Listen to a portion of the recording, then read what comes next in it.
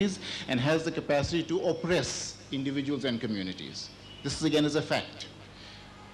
And if you study the history of every religion, you'll find groups that have been oppressed by them, just as there have been groups that have changed their religion in order to experience freedom and liberation.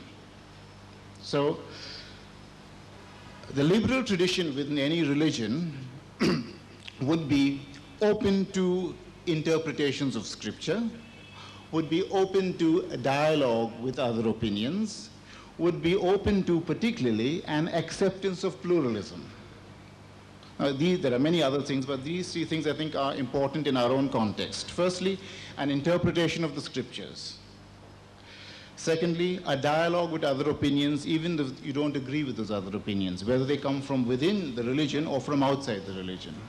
So for example, Christian fundamentalists, as Mr. Gangadhar just mentioned, you have a group called the Moral Majority in the United States.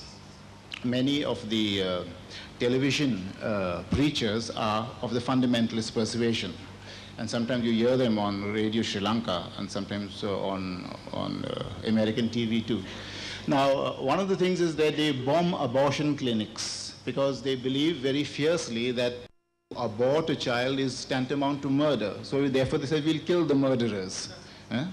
Okay, according to their logic, so that they bomb abortion clinics.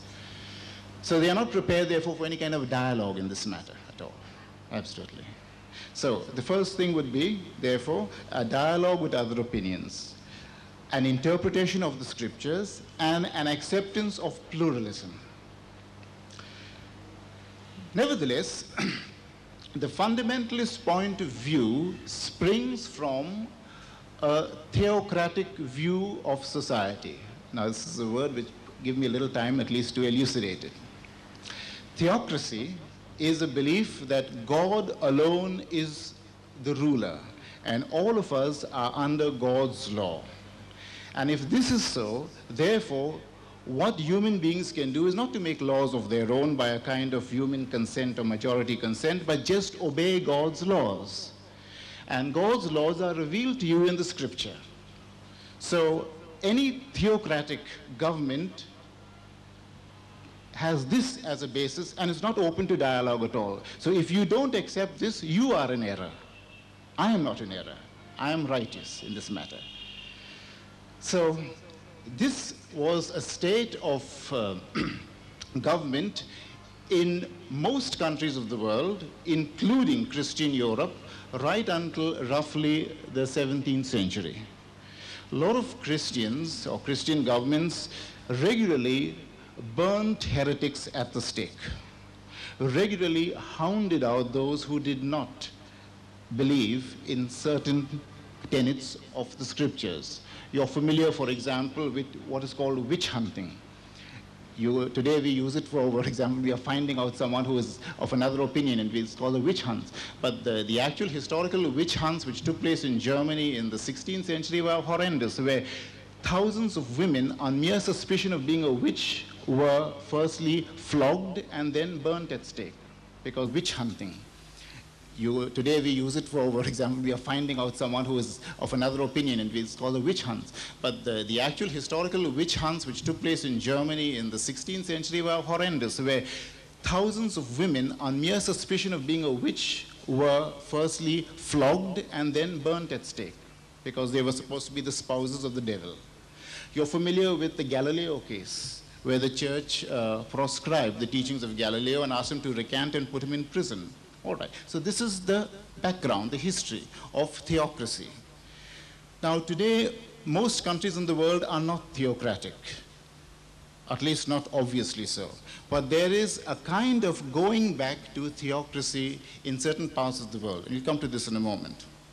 So I said, one of the things is law is based on revelation. It's not based, as we would say in a secular country, on reason. It's not based on anything which can be scientifically validated. That's not important. What is important? You believe. Faith is important. If you don't have faith, you get faith, or shut up. The second thing is that those who uphold this law are there by a hierarchical system, not by a democratic one. In a secular government, in a secular country, you choose your representatives, and those are choice can be faulted and it is sometimes defective, whatever, you have the right to choose them at different times. So a democratic elective process comes into play. In a theocratic government, that is not possible. It is hierarchical, which means to say a certain elite, and usually a religious elite, decide. In Christian Europe, it was the priests and those whom they influenced. In a lot of Islamic countries, it is the ulema. As we saw recently, 1 or 2 years ago, at the height of the Ayodhya questions, it was the sons and the mahants who came to the fore, and therefore who were strongly then contesting for leadership even within the VHP.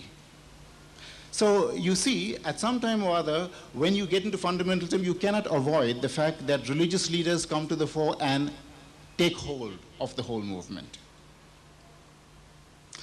Now, these are therefore 1 or 2 points which I make about the nature of theocracy and how fundamentalism is related to theocracy. Fundamentalism, therefore, the strict adherence of what is revealed and as interpreted by a priestly caste for the rest. Finally, and last point, and I will done. Why is it that fundamentalism has seen such an upsurge today? Just as I said, when we are at the end of a kind of scientific age. I put it to you, this is an indication of the failure of science and the failure of secularism. The fact that in so many third world democratic countries, these governments are slothful and corrupt. In other words, they have not succeeded in bringing about a just and an equitable society. In other words, secularists have entirely discounted religion and have, as it were, thrown it out of the window. And in parts of the secular world, like in the Marxist countries, the communist countries of the Eastern Bloc, it was even forbidden to be a religious practitioner. You could be put to death, and you certainly were a discriminated group in society. So this has been one reason why what you throw out and you try to proscribe comes back again through the back door. Also, we must remember that for thousands, especially in the Islamic world, the experience of the West has been one of oppression. I was remarking some years ago when the Rushdie crisis had just erupted. I was telling M.V. Kamath, you're talking about it, I said, we had absolutely no idea how much this kind of Western liberalism, as it were, symbolized by Salman Rushdie, how much that is hated by the average Muslim.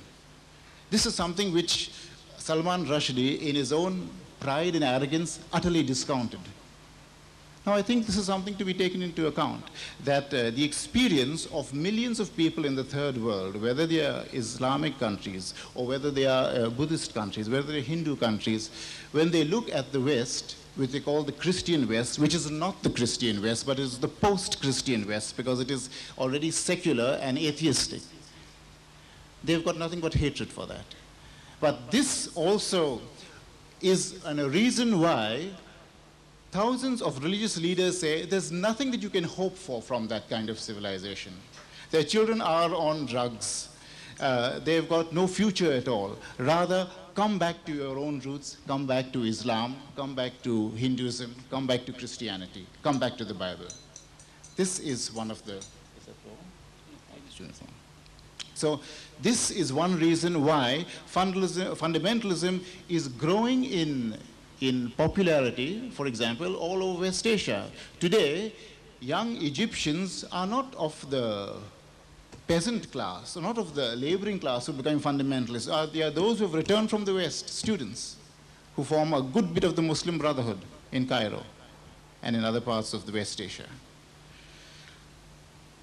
Fundamentalism basically offers a simple solution to go back to a simpler kind of society.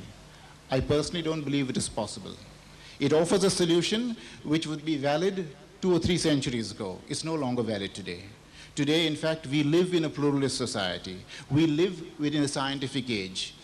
fundamentalism would like to close us in and to keep us over there and say, all right, now all of us can believe the same things. We can't believe the same things anymore.